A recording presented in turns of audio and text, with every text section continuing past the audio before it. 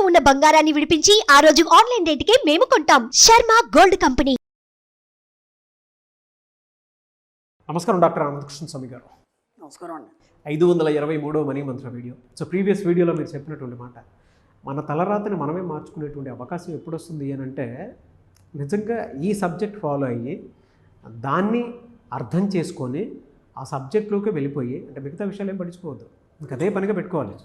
ఆ పనిగా పెట్టుకునేటువంటి వాళ్ళకి మాత్రమే బాగా అర్థమయ్యి వాళ్ళ తలరాతను వాళ్ళే, అంటే ఒక డబ్బు సంపద ఐశ్వర్యం విషయంలోనే కాదండి, పర్సనల్ డిసిప్లిన్ విషయంలో కూడా ఖచ్చితంగా ఆ చేంజ్ మనం చూస్తాము. అటు ఫ్యామిలీ వైపు చూస్తాము, సోషల్ వైపు చూస్తాము, వ్యక్తిగతంగా కూడా చాలా చూస్తాము. ఆ చేంజ్ని, ఆ డిసిప్లిన్ ఖచ్చితంగా వస్తుంది.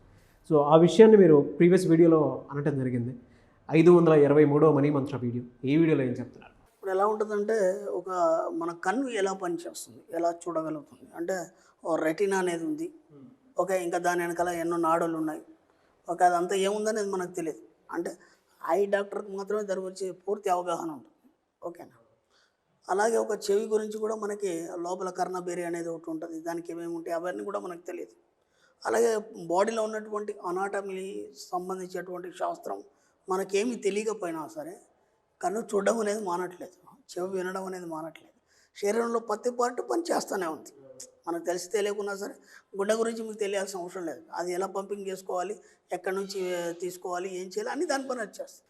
అలా ఈ అనాటమీ ఎలా అయితే పనిచేస్తుందో శరీర నిర్మాణ శాస్త్రం, అలాగే డైనమిక్ అంటే గతి శాస్త్రం కూడా అలాగే పనిచేస్తుంది. ఓకేనా. అంటే మీ పుట్టుక అనేది ఇక్కడికి ఎలా తీసుకురాబడింది, మీరు ఎందుకు ఇక్కడ జన్మ తీసుకున్నారు, ఓకేనా, మీకు ఏమేం కావాలి, మీకు కావాల్సిన వనరులు ఏంటి, అవి ఎలా సమకూర్చుకోవాలి, అవి మీకు ఎవరు సమకూరుస్తారు. నేను గతంలో కూడా చెప్పాను, ఇంతకుముందు మన జనాభా వచ్చేసి 60 కోట్లు లేదా 100 కోట్లు అని ఉండేది. అప్పుడు అందరికీ అన్ని రకాలుగా అన్నీ సరిపోయినాయి. ఒక రైస్ కావచ్చు, లేకపోతే పళ్ళు కావచ్చు, లేకపోతే మిగతా ఇంగ్రీడియంట్స్ కానీ అన్నీ సరిపోయినాయి. ఈరోజు 120 కోట్ల జనాభా ఉన్నా సరే అంతకు అన్నీ సరిపోతున్నాయా లేదా? అంటే విశ్వంలో అనంతమైన సంపద ఉంది, దాన్ని తీసుకోవడానికి నువ్వు సిద్ధంగా లేవు. ఎప్పుడు కూడా లోటు చూస్తున్నావు కాబట్టి నీకు ఏదో అందట్లేదు. అంటే నీకు తెలియకుండానే గతిశాస్త్రం అనేది, డైనమిక్ అనేది నిరంతరం పనిచేస్తుంది నీ కోసం. దాన్ని ఏనాడు కూడా నువ్వు పట్టించుకోవట్లేదు. అంటే దాని వైపు నువ్వు చూడట్లేదు, పట్టించుకోవట్లేదు. కాబట్టి ఈ యొక్క ఆర్థిక ఇబ్బందులు అనేది నిరంతరం నువ్వు పొందడం జరుగుతుంది. అంటే నేను ఇక్కడ ఎలా పుట్టించడం జరిగింది, నీ యొక్క జన్మ కావచ్చు, లేదంటే ఈ యొక్క గతి శాస్త్రం కావచ్చు, దాని ప్రకారం ఏంటంటే నువ్వు ఇక్కడ సంపూర్ణుడిగా జన్మ తీసుకున్నావు. అంటే నీకు డబ్బుకు లోట్లేదు, ఓకేనా, సౌకర్యాలకు లోట్లేదు, నీ సుఖాలకు లోట్లేదు, నీ ఆనందానికి లోట్లేదు.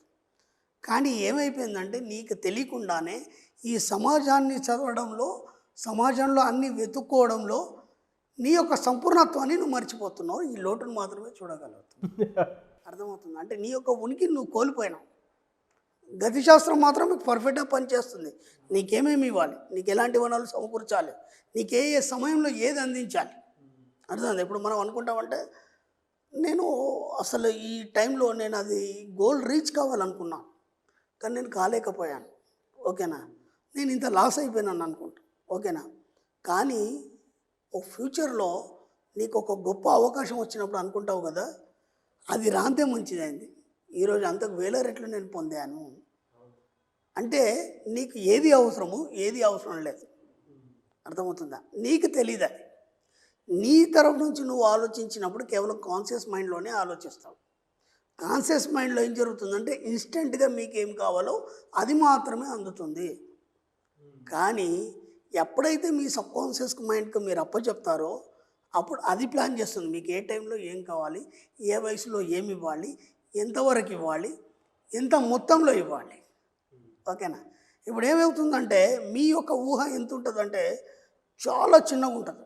మీరేమనుకుంటారంటే ఒక 25 ఏళ్ళ కుర్రాడిని, ఒక వయసు ఉన్న కుర్రాడిని తీసుకొని, బాబు నీ జీవితంలో ఏం కావాలనుకున్నావు, లేదంటే నువ్వు ఏమేమి పొందాలనుకున్నావు, ఒక్క మాట కనుక మనం అడిగితే, ఏమో సార్ ఒక మంచి జాబ్, ఓకేనా, ఆ జాబ్ కూడా 1 లక్ష 2 లక్షలు ఉన్నా అని ఎప్పుడు కూడా అన్నాడు. ఒక 30 నుంచి ఒక 50 వేల వరకు ఒక జాబ్, మంచి జాబ్ అంటే ఎంత, ఒక 20, 30 లేదా 50, అంతకంటే వాడు ఆలోచన పోదు, ఓకేనా. ఆ తర్వాత ఒక అమ్మాయి, పెళ్లి కోసం మంచి అమ్మాయి, నన్ను అర్థం చేసుకునే అమ్మాయి, ఓకే. ఆ తర్వాత ఇంకే ఉంటుందండి, ఆ జాబు, ఫ్యామిలీ, తర్వాత పిల్లలు, ఇదంతా ఉంటుంది తప్ప ఉన్న పలంగా నీకేం కావాలని అడిగితే నేను కనీసం ఒక బెంచ్ కార్లో తిరగాలనుకుంటున్నాను, ఓకేనా, నేను ఒక విల్లాలో ఉండాలనుకుంటున్నాను, నేను ఇన్ని కోట్లు సంపాదించాలనుకుంటున్నాను అని ఏ కుర్రాడు కూడా చెప్పడు. ఎందుకంటే అతను పెరుగుతున్నటువంటి పరిస్థితులు, అతను ఉన్నటువంటి వాతావరణము అంతకంటే ఆలోచింపడ చేయకుండా ఉండడానికి అతన్ని ఒత్తిడి చేసి అక్కడే కూర్చోబెడుతుంది. ఎందుకు? అతడికి గతి శాస్త్రం తెలియదు, డైనమిక్ ఈ శాస్త్రం అనేది తెలియదు. గతి శాస్త్రం అంటే నీ జీవన విధానాన్ని మీకు తెలియకుండా నడిపించేటువంటి మన సబ్జెక్ట్. ఈ సబ్జెక్ట్ తెలిసిన వాళ్ళని ఇప్పుడు అడగండి, మా క్లాస్కి వస్తారు ఇప్పుడు, నిజంగా ఫీజు కట్టడానికి కూడా ఒక 6,000 ఉండవు, ఏదో అప్పు చేసుకొని తీసుకొని వస్తాడు. ఒక్కసారి లేపి నీకేం కావాలంటే నాకు 100 కోట్లు కావాలంటాడు. 100 కోట్లకి ఎన్ని సున్నాలు ఉంటాయో కూడా తెలియదు. అంటే ఆ 100 కోట్లకి ఎన్ని సున్నాలు ఉంటాయో తెలియకుండా అంత ధైర్యంగా చెప్పగలిగే కాన్ఫిడెన్స్ ఎలా వచ్చిందంటే ఆ గతి శాస్త్రం అనే దాన్ని వాడు నమ్మాడు. అది ఖచ్చితంగా నీకు 100 కోట్లు ఇస్తుందని ఒక నమ్మకాన్ని కలిగి ఉన్నాడు కాబట్టి అంత ధైర్యంగా చెప్పగలిగాడు. మరి అడగండి ఎవరన్నా నా క్లాస్కి వచ్చి ఒక బెంచ్ కార్ అంటాడు, లేదంటే విల్లా అంటాడు, లేదంటే మ్యాన్షన్ అంటాడు. ఇదంతా ఎలా సాధ్యమైంది? మనం ఇన్ని వీడియోల్లో ప్రతి దగ్గర డబ్బు, సంపద, ఐశ్వర్యం గురించి ఎన్నోసార్లు ఎన్నో రకాలుగా ఎక్స్ప్లెయిన్ చేయడం వల్ల ఏమవుతుందంటే మెల్లిగా ఆ గతి శాస్త్రాన్ని వాళ్ళు అర్థం చేసుకోవడం అనేది స్టార్ట్ అయింది. ఇప్పుడు ఏమైపోయింది, ఆ సబ్జెక్ట్తో వాళ్ళు అనుసంధానం అవ్వడం జరిగింది. ఎప్పుడైతే సబ్జెక్ట్తో అనుసంధానం అయినాడో ఇవాళ కాకపోతే రేపు ఖచ్చితంగా తన లక్ష్యాలన్నీ నెరవేర్చుకుంటాడు, తన సంకల్పాలను నెరవేర్చుకుంటాడు, ఎన్ని కోట్లైనా సంపాదించగలుగుతాడు, ఎంత లగ్జరీగా అయినా ఉండగలుగుతాడు. ఇంత చాలా సులభంగా ఉంది కదా. అంటే ఎప్పుడైతే ఈ శాస్త్రం తెలీదో, లేదంటే ఈ యొక్క సిస్టమ్ తెలీదో, తెలియనంత మటుగా మనిషి బాధపడతాడు తప్ప మీకు తెలిసినా తెలియకపోయినా మీ యొక్క అనాటమీ తన పని తాను చేసుకుంటూనే పోతుంది. అలాగే ఈ యొక్క శాస్త్రం కావచ్చు, మనం చెప్పుకున్నటువంటి విశ్వదర్శన శాస్త్రం, దాని యొక్క లెక్కలు, ఆ విశ్వానికి ఉన్నటువంటి నియమాలు, అవన్నీ కూడా ఒక్కసారి మీరు కనెక్ట్ అయిపోతే ఏమవుతుందంటే మీ జీవితాన్ని మీరు డిసైడ్ చేసేది. అదే డిసైడ్ చేసి మీరు ఏదైతే కోరుకుంటున్నో కోటీశ్వర లిస్ట్లో ఆ జాబితాలో మిమ్మల్ని చేర్చేస్తుంది ఆటోమేటిక్గా. ఎస్. కాబట్టి ఎంత వీలైతే అంత మీరు ఆ గతి శాస్త్రం వైపు ప్రయాణం చేయండి. మీకు తెలిసేది ఏమన్నా అది వెళ్ళిపోతుంటుంది. కానీ ఎందుకు తెలుసుకోవాలంటే మనం ఎక్కడున్నాం అనేది తెలుసుకోవాలి. అంటే ఎంతవరకు రీచ్ అయ్యాము, అసలు ఎక్కడున్నాం, ఇంకా రీచ్ కావడానికి ఏం చేయాలి అని తెలుసుకోవడానికి ఈ సబ్జెక్ట్లోకి రావాలి. సైంటిఫిక్ అప్రోచ్ తోటి ఆ సబ్జెక్ట్ని అలా తీసుకెళ్ళిపోతూ ఉంటారు. ఇప్పుడు సూర్యుడు ఎందుకు ఉదయిస్తున్నాడు అంటే కారణం ఏం చెప్తారండి? సూర్యుడు ఎక్కడి నుంచి వస్తున్నాడో ఉదయించడానికి, అప్పటిదాకా ఎక్కడి దాకా ఉన్నాడంటే ఏం చెప్తాం? అది గతి శాస్త్రం జరుగుతూనే ఉంటుంది. అది అలా ఫిక్స్ చేయబడింది. మీ జీవితానికి కూడా మీరు ఉన్నతమైనటువంటి ఐశ్వర్యవంతాన్ని జీవించడానికి ఫిక్స్ చేయబడింది.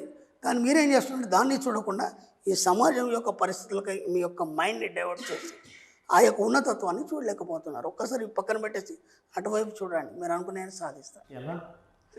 ఎలా అలాగే అవుతుంది. మీరు కాలే ఒకప్పుడు నాగరాజు ఎలా ఉండింది, ఒకప్పుడు అనంతకృష్ణ స్వామి ఎలా ఉండింది, మనతో పాటు ఎన్ని వేల జీవితాలు ఈరోజు గొప్పనైనటువంటి లైఫ్ని అనుభవిస్తున్నారు. ఖచ్చితంగా అవుతుంది. No words. Thank you so much doctor Ananthakrishna Swamy garu. Thank you అండి.